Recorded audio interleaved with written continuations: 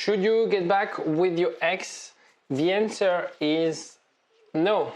Thank you. Don't hesitate to like and comment. Bye-bye.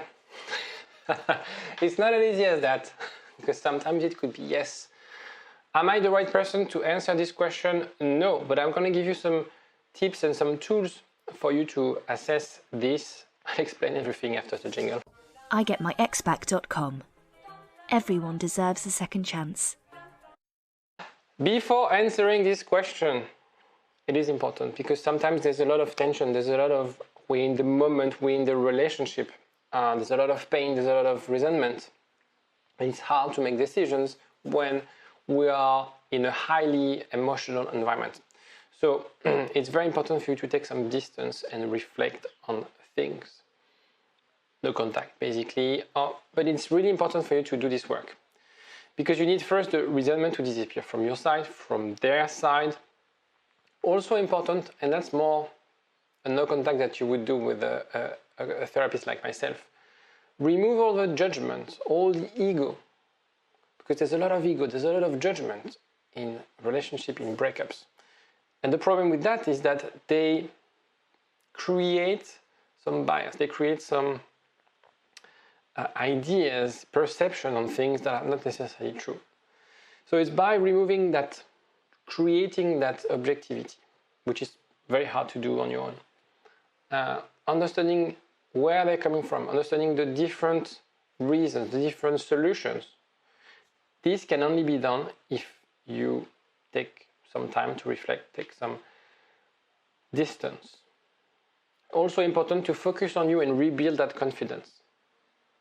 Because if you are depressed, keep on crying, the decisions you'll make will not necessarily be the right one. So it's really about focusing on yourself, getting some strong social support from your friends, from your family, getting someone to help you if you feel that you need some help. And only after that you can ask yourself this question. Now there's another question is, can you get back with your ex? It's actually, there's few ways to assess this, or few factors. There's the root cause of the breakup, the length of the relationship, the dynamic of the relationship, how close were you, the different complicity and things like that, the compatibility obviously. And also what you did since the breakup, because sometimes the worst mistakes are made after the breakup. If you want to know this, if you want the answer to this question, there's a quiz for you to know if you have any chance to get back with your ex. The quiz is in the description and you can answer it in 2 minutes. There's a link, in the description. It's totally free. And it takes about 20-25 questions to really assess this on those things. But at least you have an idea. If your score is above 15, then you can ask yourself the question, should I get back with my ex? Important things to consider. I could have listed hundreds of questions. I only took these 4 but I think they are quite essential. First of all, am I the only one who wants this? There is no way, no, that's not the word. There is no, in terms of the ideal relationship, the ideal partner is someone who wants you, right? If that's not the case at the moment, there's no way trying to picture a relationship with that person. Because fundamentally, a relationship, someone I love, someone I want to invest time with, to have projects with, to create things with, I want this person to want me, to love me, to desire me. If that's not the case, you shouldn't try to get back with this person. The people I work with, don't get me wrong, their ex still love them. Their ex still have feelings. It's just a question of how we can uncover the different blockers, the different point of frictions that prevent them from working together as a team. But they love each other all the time. Second question you need to ask yourself, it's very subjective when I ask this question. but it's, are you nostalgic about the idea of you guys together? Sometimes people are in love with the idea of being in love. They're in love with that idea of the relationship. Sometimes it's hard to let go of the social status it brings, because we have kids, we have our friends, and I don't want to let go of this. So is it about the relationship, or is it about your partner? Is it about the life you had together, or is it about your partner? Really make that difference. Sometimes people don't realize that, and they feel like, okay, it's actually the life, it's not really the person. It's actually the friend, but it's not exactly the person. I understand that actually the compatibility and things, it's not exactly what I want and what I need right now for me. Were you happy towards the end of the relationship? Of course, we can make the assumption that you were happy at the beginning of the relationship. If you got married, you were happy the day you got married. But things have changed. And sometimes it's hard for people to be realistic about their feelings, because even though they didn't take the decision to break up and therefore they chased their ex, but they failed to realize that actually they were also not really happy about the relationship. And it's really about, okay, how can you understand why weren't you happy? What were the things that prevented you from taking actions to solve this? Most of the time, when we get dumped, we sort of see it coming. We see some signs. Sometimes we deny the fact that we had problems. Sometimes we waited for the other to break up with us. Sometimes, we are too busy to see things. But we have this gut feel that there was something wrong. So what about you? Would you have made the same decision if they were in your shoes? You can also, play around with that. Another very, very important question, and that's what I do with my clients when I help them when they're back with their ex, is if we get back together, what needs to change? It's great to get back together, and I'll tell you more about that in the next slide. It's great. But there was a problem. There's something that's created this breakup. The question is not what can we do, but how can I be sure that this will work?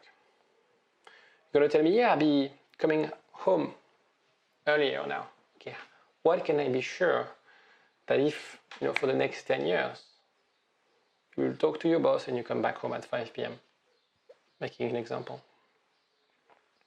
How can I be sure that you spend more time with me?